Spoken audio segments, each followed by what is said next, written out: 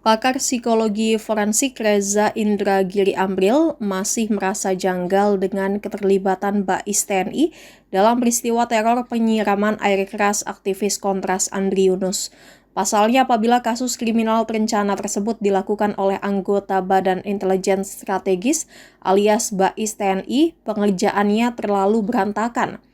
Pakar psikologi forensik lulusan Melbourne University itu menyoroti berantakannya jejak yang ditinggalkan oleh para eksekutor saat melakukan aksi teror penyiraman air keras. Misal saja mulai dari tidak memakai sarung tangan, tidak pakai masker atau penutup wajah, hingga meninggalkan barang bukti di tempat kejadian perkara alias TKP. Menurut Reza Indragiri, hal itu terlihat janggal sebab yang dilibatkan seorang intelijen. Maka Reza menduga jangan-jangan operasi tersebut sengaja dibuat kotor agar mudah terungkap ke publik. Tujuannya bisa saja untuk menyudutkan satu lembaga tertentu. Dalam kriminologi, kata Reza, hal itu disebut false flag operation atau operasi bendera palsu. False flag operation adalah tindakan rahasia, seringkali berupa kekerasan atau tindakan yang mengganggu yang direkayasa oleh pemerintah, perusahaan, atau kelompok untuk membuat seolah-olah pihak lain yang bertanggung jawab sehingga menyamarkan sumber sebenarnya. Kata ini berasal dari peperangan laut. Operasi ini dirancang untuk memanipulasi opini publik, membenarkan perang, atau menjebak musuh.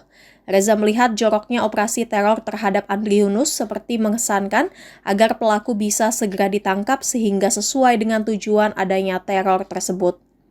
Lulusan Fakultas Psikologi Universitas Gadjah Mada itu menjelaskan dalam sebuah organisasi, apalagi militer, ada yang namanya Rough Operation alias Operasi Merah.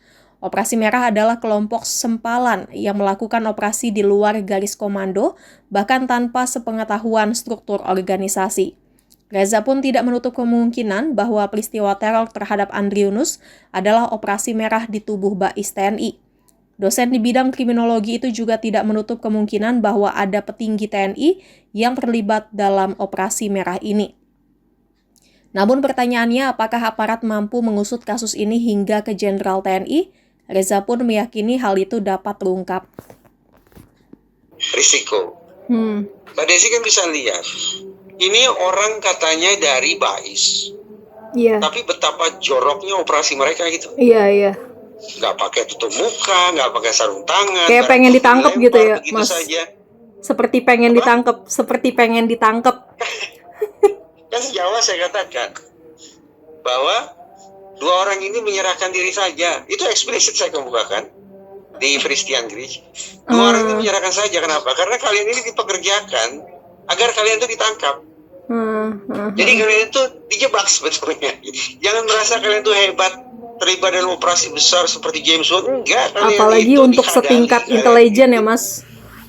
Betul. Kalian itu dipekerjakan agar kalian bisa ditangkap dengan gampangnya. Nah, sekarang kita kembali ke teori yang saya katakan tadi.